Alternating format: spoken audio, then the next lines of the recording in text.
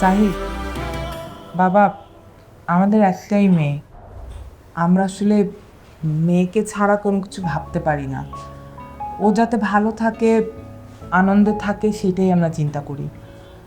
আর তোমার মামা বিদেশের কথা ভাবছিল, ও চলে গেলে আমাদের তো আর কেউ থাকবে না। সব কিছু বিবেচনা করেই তোমার মামা রাজি হয়েছে। বাকিটা বাবা তোমার হাতে। দেখো জাহিদ, আমার যে ইচ্ছাটা ছিল সেই ইচ্ছার সাথে কাজলের মা, তার কষ্ট হবে। সে মা তো, তাকে জন্ম দিছে, কোলে পিঠে করে মানুষ করছে, আমি তো শুধু আদর করছি। আর ওর কাছ থেকে যদি আমার মেয়েটা চলে যায়, ও অনেক কষ্ট পাবে। আর তোমাকে ছোটবেলার থেকেই দেখতেছি, তুমি তো খারাপ ছেলে না, তুমি তো আমাদের ঘরের ছেলে। তোমার কাছে যদি আমার মেয়ে থাকে, আমি বিশ্বাস করি তুমি তাকে সুখেই রাখবা। মামা, মামি, কাজলকে যদি আমার হাতে দেন, ও সুখেই থাকবে। ওর কোনো অমর্যাদা আমার কাছে হবে না। আমি মামা, আপনাদের যদি কোনো আপত্তি না থাকে, আগামী শুক্রবারেই শুভ কাজটা সেরে ফেলতে চাই। কারণ আমার সামনে লম্বা একটি ছুটি আছে।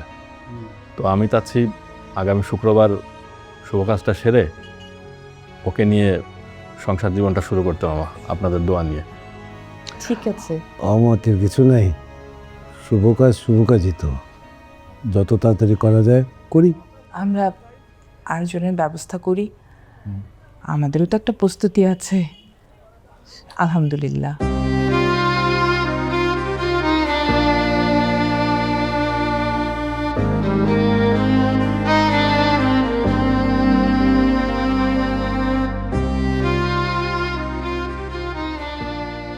আমার মেয়েটাকে মাশাআল্লাহ কি সুন্দর লাগছে। দেখেছিস, তুই শাড়ি পরতে চাইতি না, তোকে শাড়ি পরলে কি সুন্দর লাগে। মারে, তুই কি এরকম মন খারাপ করেই থাকবি? শোন, তোর বাবা আর আমি তোর ভালোর জন্য সব করেছি। জাহিদ খুব ভালো ছেলে।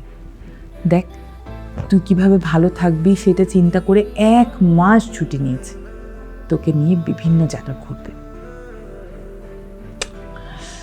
তুই আমার কাছে কাছে থাকবি, তোকে আমি দেখতে পাবো, এর থেকে আনন্দের আর কি আছে বল। মন খারাপ করিস না, ঠিক আছে? সাজুগুজু শেষ করে ফেল। আর ওই যে ফুলগুলো এনে দিয়েছিলাম, চুলে লাগাস। তোর বান্ধবীরা কই? আচ্ছা, আমি ওদেরকে পাঠিয়ে দিচ্ছি, ঠিক আছে? কই তোমরা? আরে ওকে সময় দাও, যাও।